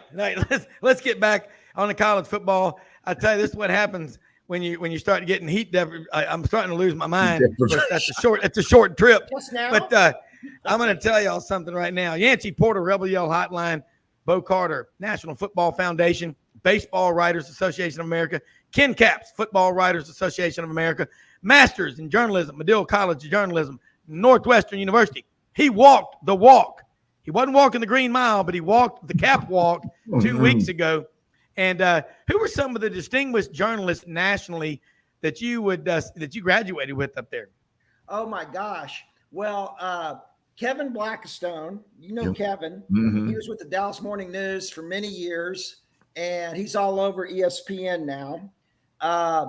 Long before my time, but a legend. Even though people kind of got mad at him towards the end of his career. Brent Musburger went to school there. I love Musburger. Yeah.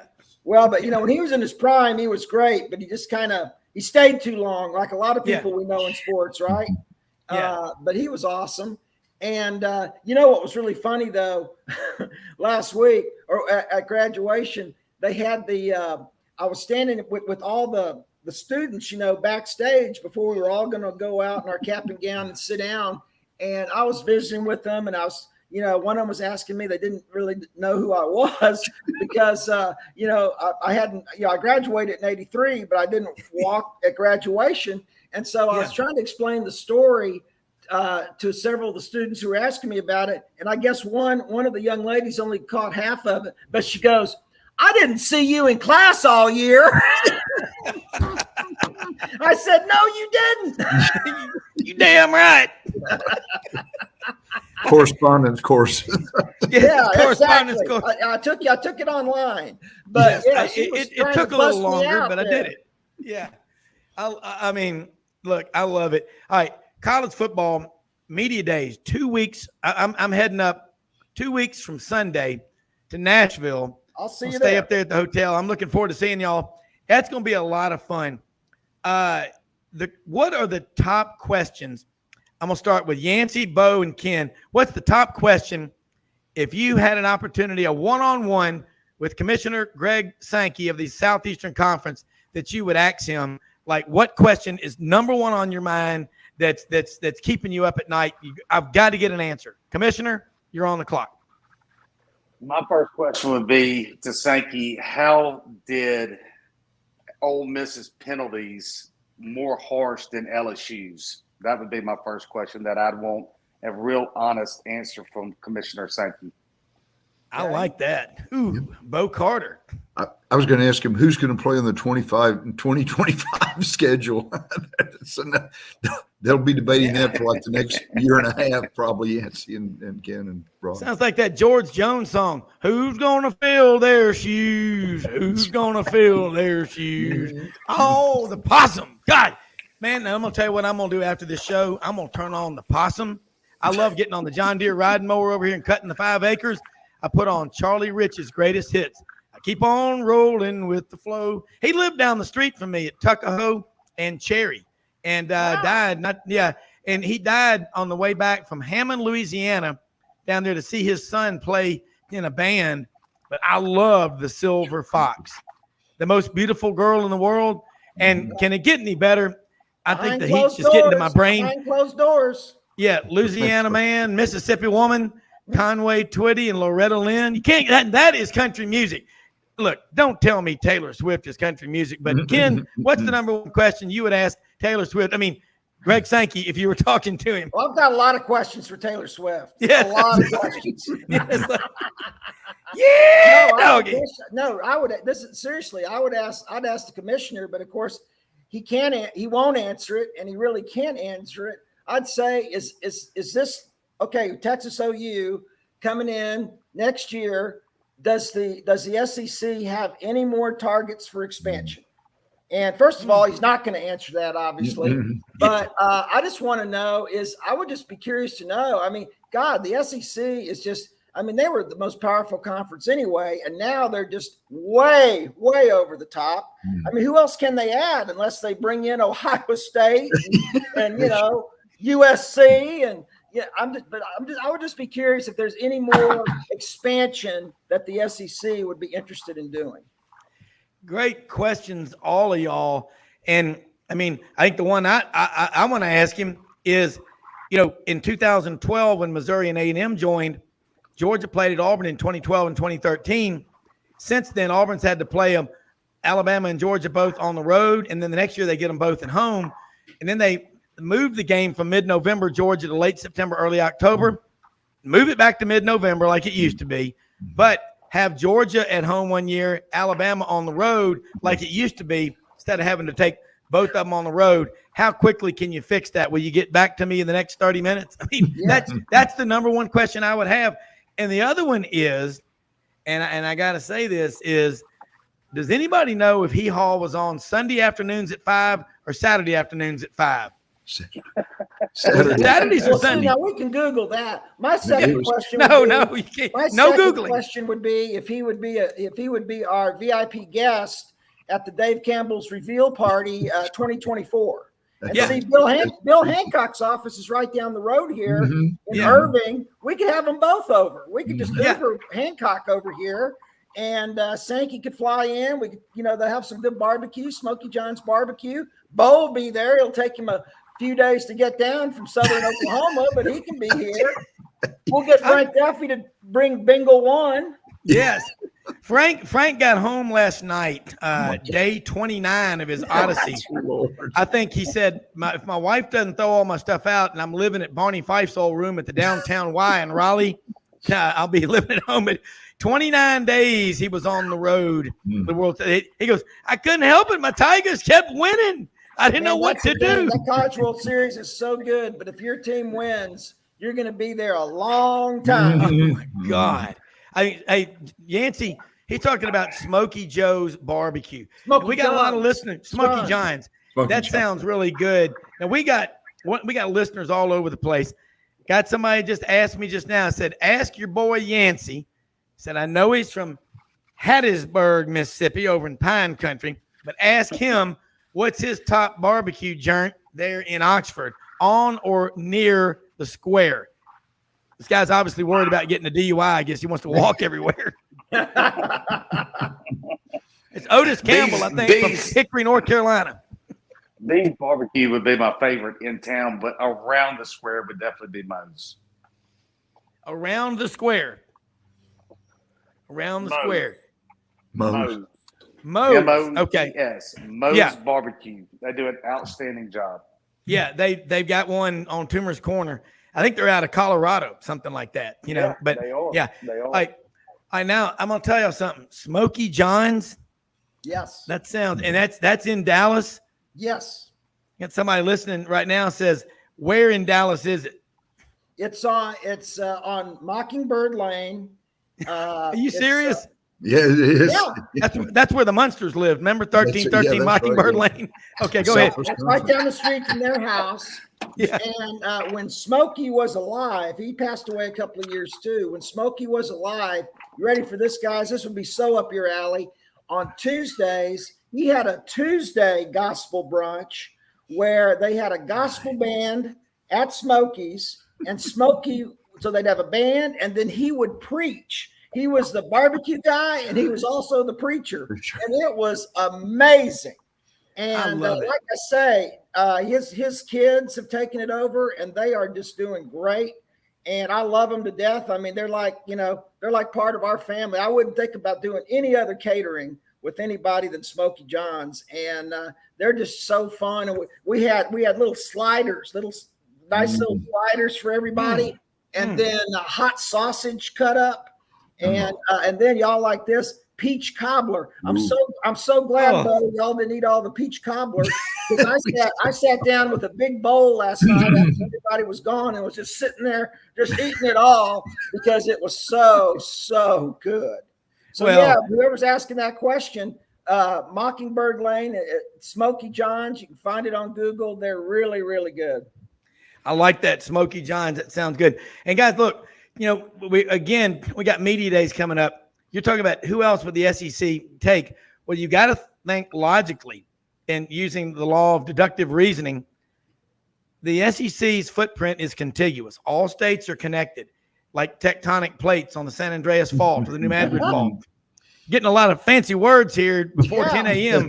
Right. Now we need Junior Samples to come in here. Junior, what do you got to say? That's BR549. But I got to say this, and I think about this. Notre Dame, Kentucky's connected to Indiana, and if Notre Dame came and called Commissioner Sankey, I know it's not Father Hesburgh, but whoever the priest is or the president is, said, we'd like to join your Southeastern Conference. How quickly would they say yes? Yancy? Yancy, did I lose you? Sorry about that. Yancy, can you hear me? Yancy, can you hear me? Catering order at Smoky John's right now. Yes, that's right. He's Ubering. He's got the Uber driver coming from Smoky John's. But Yancy, how quickly would Greg Sankey say yes? No, yeah, I mean, you would have to say yes. I mean, within the phone call, you have to. I mean, that would really complete the puzzle in my eyes. I know you give you an odd number of teams in the SEC, so you need to pick up another one, a Virginia or something like that. But that would really complete the pie. That would be an amazing get. An amazing get. Yeah, Bo, who else would you want in the league? I keep hearing Florida State and Clemson all the time. They're, the ACC's kind of a little bit. They're fighting about end of the year reparations or whatever. So and again, Miami maybe. Miami's sort of they're sort of an outlier, as Ken knows from the Texas Miami. Please don't bring that up. 247 yards worth of penalties. Is that a record? It still stands as a record. Yes, it does. Yeah, 33. Yeah. But no, Florida State, Clemson, automatic. I mean, very Miami or a somebody. Hey, Coastal Carolina. You never know. You never know. Yeah. Well, they play good baseball. They do. Yeah. And we had John Hartwell on yesterday, AD at ULM, our friend, and Matt Dean, Associate AD at Rhodes College in Memphis. D1, 2, 3. I love college sports on all fronts. And, like that Dave Campbell's Texas Annual, Yancy and Bo, y'all know this. Some of these kids are going to go D1. A ton of them are going to go D2 and D3. They get academic scholarships. They get whatever. But wouldn't y'all all agree as we wrap this edition and I'm going to pretty much, it's not even close. I'm going to go ahead and announce myself the winner of the Mr. Humidity contest. I mean, it is hot. Oh, boy, is it hot. But if you had to think. Yes, thank you. I get to go to Smoky John's barbecue for it. But I'll buy you some Q. Yeah, I'm excited. You got me excited I love going to, and go to Craig's Barbecue, by the way, in Devils Bluff, Arkansas. Sliced pork loin, the mild, medium, and hot sauce. They put chopped up pieces of apple and coleslaw on your sandwiches with the sauce on there, wrapped in wax paper. And then they've got the pie lady who used to be across the street making the meringue is about that thick. And then there's some pie in there. There's a pie in there somewhere, kind of like Roy D. Mercer. And they said, my wife, Sharon Jean, he goes, sir, could you spell that? And he goes, it's common spelling. He goes, sir, he goes, well, there's an O in there somewhere. I love Roy D. Mercer. He goes, listen, my wife's been coming down there to your doctor clinic for them migraines she gets, and she done lost her Lex drive. I met her the other night at a damn wrapped up in saran wrap and didn't get so much as a bead of sweat off of her when she come to the door. I'm pretty PO'd about it. Well, hey, it ain't funny. Ashley Pickle told us last night, Rob, it's what you get at these great gatherings like this. Speaking of pie, at her hometown at Kingsville, Texas, they have a pie happy hour. 2 to 5. I'm going.